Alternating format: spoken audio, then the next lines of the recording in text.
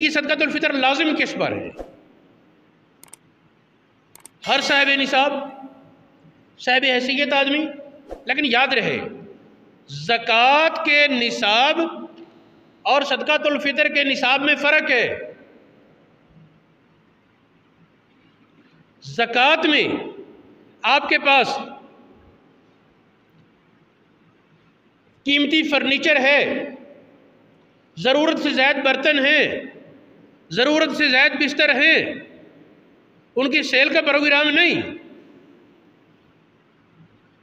مجبوری سے زائد گاڑی موجود ہے لیکن بیچنے کا پروگرام نہیں۔ زکوٰۃ میں اس کا حساب نہیں ہوگا، صدقۃ الفطر میں سارا۔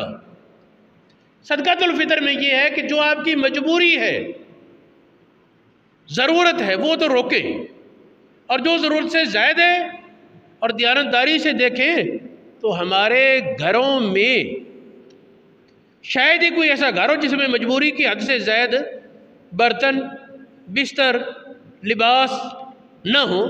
ہر گھر میں علماء نے اس مسئلے میں یہاں تک لکھا، کسی کے پاس 3 بیل ہیں، 2 بیل اسے ہل چلانے کے لیے چاہیے، 1 بیل ضرورت سے زائد موجود ہے، زکوٰۃ میں اس کا حساب نہیں ہوگا، صدقۃ الفطر میں اس کا بھی حساب کریں۔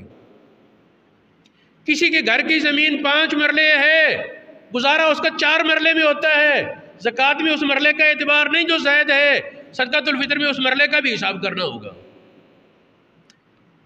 اسی قسم کی باریکیوں کی وجہ سے میں یہ کہہ جایا کرتا ہوں کہ صاحب حیثیت لوگ غریبوں کو دیں اور غریب بھی دیں، کہ اس مسئلے میں شاید ہی کوئی غریب بھی بچتا ہو، ورنہ اکثر و بیشتر غریب بھی اس کیٹیگری میں آ کرنا گھر کی ضرورت سے زائد چیزیں۔ ہمیں معاشرہ اس طرح کا فضول خرچ بن چکا کہ بغیر ضرورت کے بہت سی چیزیں ہمیں گھروں میں رکھنی پڑتی ہیں، اپنے ناک کے لیے، اپنی عزت کے لیے، اپنے ایک سٹیٹس کے لیے، وہ رکھیں جائز ناجائز اپنی جگہ، اللہ پاک معاف کرے گا معاشرے کی روش کو، لیکن زکوٰۃ میں اس کی معافی تھی۔ زکوٰۃ میں آپ کے پاس قیمتی قالین ہے گھر میں بچھانے کے لیے، ڈیکوریشن کے لیے، اس پر زکوٰۃ نہیں، اس کی مارکیٹ ویلیو پر۔ صدقۃ الفطر میں اس کا بھی حساب کرے، اگر کسی کے پاس کوئی قیمتی قالین پڑا ہے اس کا بھی حساب کرے۔